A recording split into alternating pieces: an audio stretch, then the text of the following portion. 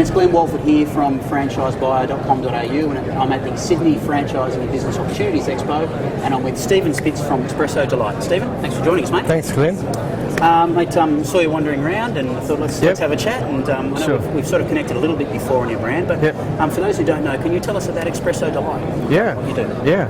Well, basically our premise is we've transplanted the cafe experience into the workplace. So we have franchisees all around Australia, every state, New Zealand, and now also entered into the US market. Great. And what we do is we have fully automatic coffee machines that go into these businesses, and our franchisees are the ones that deliver the product and service, obviously. Paul and myself started this business back in 2003, and here we are, franchised the business in 2004, 180 franchises, 10 years of franchising under our belt. Where are you mainly focusing? Have you got a geographic region in Australia where you're mainly, or you're spread pretty evenly across the country? The really good thing about our network is that when we first started, having come from corporate owned by own businesses many times over, did not want to constrict the franchisees too much in the areas that they could actually service.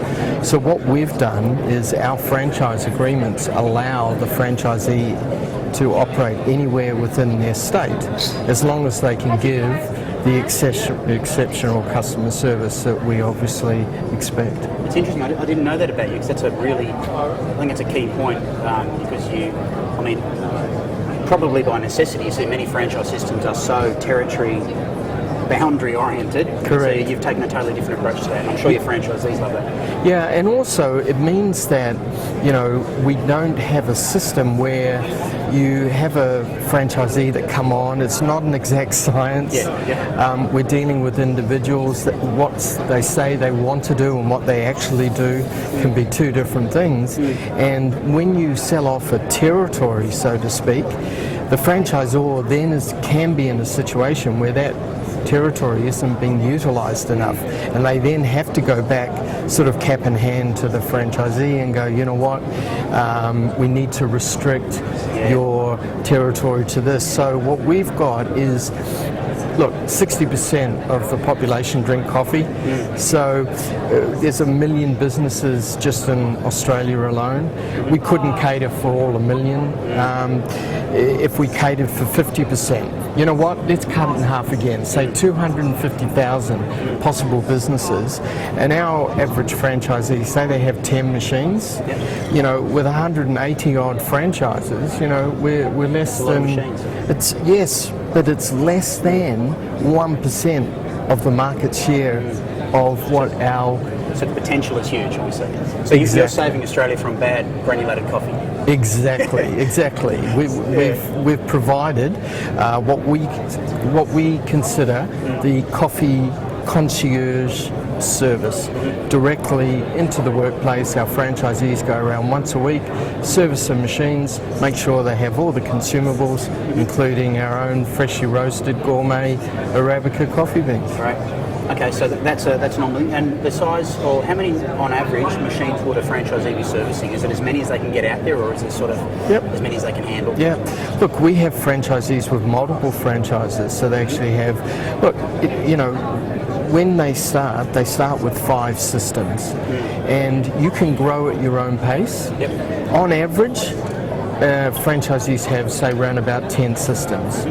And typically, what our business is able to deliver, and what we advertise all the time, it's a lifestyle business. 80-85% of our franchisee network are husband and wife partner teams. People in their 20s right up to their 60s.